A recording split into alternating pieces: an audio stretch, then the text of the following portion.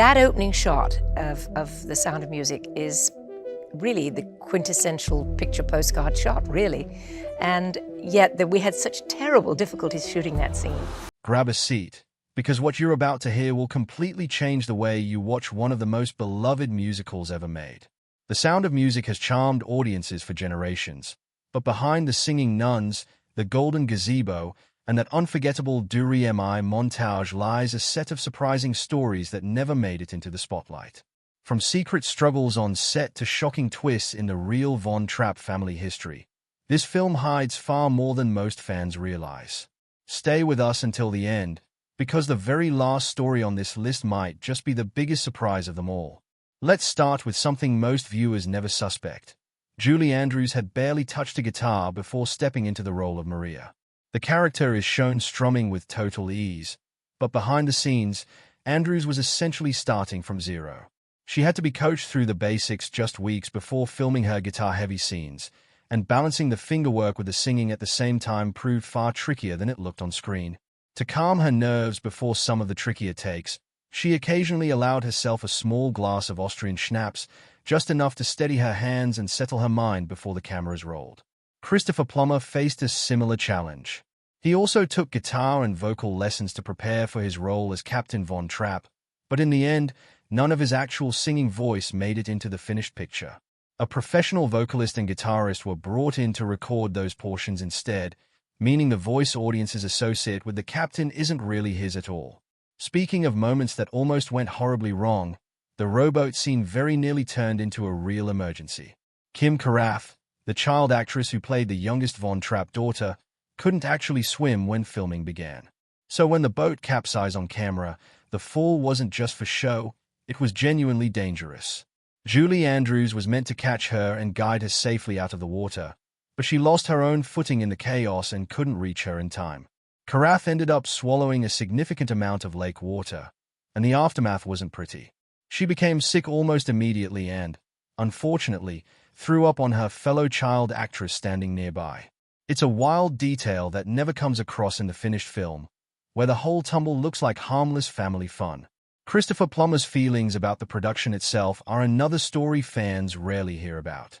He wasn't shy about admitting he found the film's tone overly sentimental for his taste, and he even coined a few mocking nicknames for it behind the scenes, joking that it was closer to The Sound of Mucus than a serious piece of cinema. His frustration reportedly showed up in his eating and drinking habits during the shoot, and he gained enough weight that the costume department had to keep adjusting his wardrobe to keep everything fitting properly. Interestingly, despite his early complaints, Plummer later softened his stance and acknowledged just how much the film meant to millions of viewers around the world, even if it was never his personal favorite project. If you've ever dreamed of visiting the actual Von Trapp mansion from the movie, you might be disappointed to learn it doesn't fully exist. The house shown on screen is actually a blend of two completely different buildings, one used for exterior shots of the front, another for the back, while the interior rooms were built entirely on a sound stage. Even the iconic gazebo from 16 Going on 17 was a constructed prop rather than an existing structure, and it has since been moved twice, now sitting at Hellbrunn Palace where tourists can visit it today. The convent courtyard was recreated by a set designer with such precision that many visitors to Salzburg still believe those scenes were filmed at the real Nonnberg Abbey. Even the tense graveyard hideout scene, often assumed to be shot on location in Austria, was actually filmed on a studio backlot in Hollywood. Here's another detail that tends to surprise people. Edelweiss, the song many assume is a traditional Austrian folk anthem, isn't Austrian at all. It was written specifically for the Broadway version of The Sound of Music by the American songwriting team Rodgers and Hammerstein, the same duo behind every other tune with that old-world charm in the show. Tragically, it turned out to be the final song the pair ever wrote together, since Oscar Hammerstein passed away less than a year after the stage musical debuted. Despite its American origins, the song became so widely associated with Austrian culture that countless people across the globe still assume it's a genuine piece of the country's heritage. The real story behind who owned the rights to Maria von Trapp's life is honestly a little heartbreaking. Back in the 1950s, a German producer approached Maria hoping to turn her memoir into a film and offered her a flat payment of $10,000 for the rights. When she asked about receiving a cut of future profits, she was told German law didn't allow royalty payments to non-German citizens, a claim that sounded official enough that she believed it. She had already become a naturalized American citizen by that point, so she signed away the rights, only to later discover the entire excuse had been fabricated. There was no such law. She had simply been misled into giving up control over her own story for a fraction of what it would eventually be worth. To their credit, Rogers and Hammerstein weren't obligated to share any of the profits with the Von Trapps once they acquired the rights, yet they chose to give the family a modest portion anyway as a gesture of goodwill.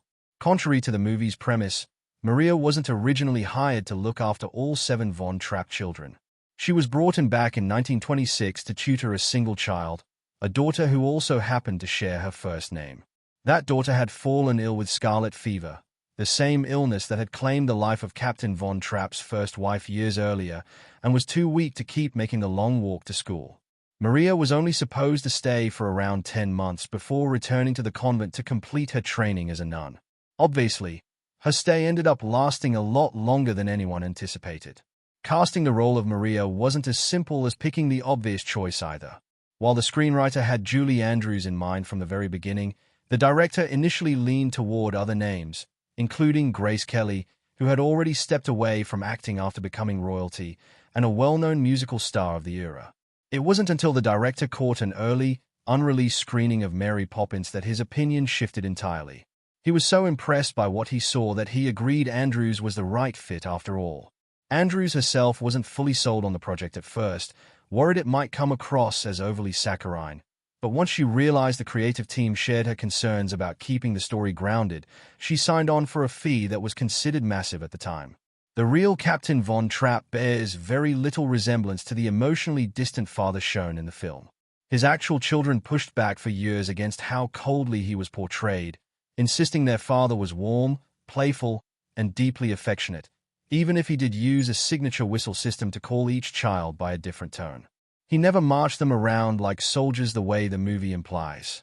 If anything, family members have suggested it was actually Maria who initially struggled to express warmth, having grown up in a difficult and emotionally strict environment herself. His youngest son later described him publicly as generous and open-hearted, nothing like the stiff military figure audiences came to know through the film. One person who completely vanished from the story is Father Franz Wozner, a Catholic priest who ended up boarding with the family after their finances collapsed during the Great Depression. Once he discovered how musically gifted they were, he became their vocal coach and musical director, shaping their raw talent into a genuinely professional singing act. He even fled Austria alongside the family and toured with them for years afterward. The filmmakers decided a priest guiding the family's music might distract from Maria's arc, so they invented an entirely fictional manager character to fill that role instead, erasing Wozner from the narrative completely. The real Maria wasn't nearly as demure as her on-screen counterpart either. Long before she became a governess, she was orphaned young and raised by a strict, unkind relative. By the time she entered the convent, she was anything but quiet. She later admitted to constantly breaking rules, talking during silent hours, running through the courtyard, and even climbing onto the rooftop for fun. She once described her younger self as absolutely chaotic compared to the calm, composed nun most people picture. Timeline-wise, the movie compresses years of real history into what feels like a single dramatic season. Maria and the captain actually married in 1927, more than a decade before the family fled Austria, not right before the Nazi occupation as the film suggests. Their courtship wasn't a sweeping romance either. She married him largely out of devotion to the children rather than romantic love, and real affection between the couple developed gradually over the years that followed. Even their escape from Austria was far less dramatic than the mountain trek shown in the finale. Family records confirm they simply boarded a train and left the country during the day, presenting the trip as an ordinary singing tour rather than staging any kind of secret nighttime flight. And despite the film painting them as wealthy aristocrats, the Depression had already wiped out much of their fortune years earlier, forcing them to rent out spare rooms and eventually turn to public performing just to get by. Finally, there's the twist involving the studio itself. 20th Century Fox had poured a fortune into another film that spiraled wildly over budget and nearly bankrupted the company. When The Sound of Music was released, nobody expected it to become the smash hit that saved the entire studio from collapse, eventually becoming the highest-grossing film of its era. A simple family musical ended up rescuing an entire Hollywood empire. If any of these hidden details caught you off guard, let us know which one surprised you the most, and don't forget to like and subscribe for more untold stories from your favorite classic films.